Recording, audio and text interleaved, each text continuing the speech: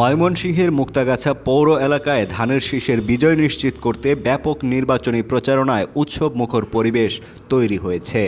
এরই ধারাবাহিকতায় সোমবার কুয়াশামাখা সকালে পৌর শহরের বিভিন্ন ওয়ার্ডে বাড়ি বাড়ি গিয়ে ধানের শীষের পক্ষে ভোট প্রার্থনা করতে দেখা যায় পৌর বিএনপির সভাপতি শহীদুল ইসলাম শহীদকে।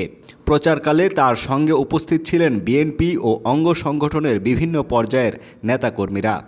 তারা পৌর এলাকার ভোটারদের সঙ্গে সরাসরি মতবিনিময় করেন এবং ধানের শীষ প্রতীককে ভোট দিয়ে গণতন্ত্র পুনরুদ্ধার ও মুক্তাগাছার উন্নয়নে ভূমিকা রাখার আহ্বান জানান। এ সময় পৌর বিএনপির সভাপতি শহীদুল ইসলাম শহীদ বলেন, বিএনপির চেয়ারম্যান তারেক রহমান ঘোষিত ৩১ দফা বাস্তবায়নের মাধ্যমেই দেশ ও জনগণের কাঙ্ক্ষিত উন্নয়ন সম্ভব। তিনি বলেন, ভোটের অধিকার প্রয়োগের মধ্য দিয়ে মুক্তাগাছাকে একটি উন্নত, শান্তিপূর্ণ ও গণতান্ত্রিক জনপদ হিসেবে গড়ে তুলতে সবাইকে ঐক্যবদ্ধ হতে হবে।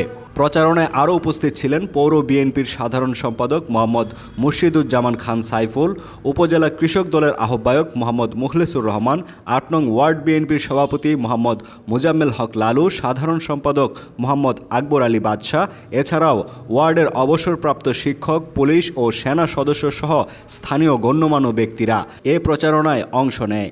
এ সময় নেতাকর্মীদের স্লোগানে মুখর হয়ে ওঠে পুরো এলাকা।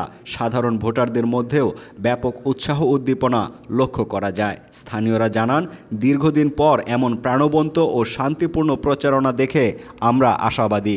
বিএনপি নেতারা জানান, নির্বাচনের আগ পর্যন্ত মুক্তাগাছা পৌরসভার প্রতিটি ওয়ার্ডে এই ধরনের গণসংযোগ ও প্রচারণা কার্যক্রম অব্যাহত থাকবে।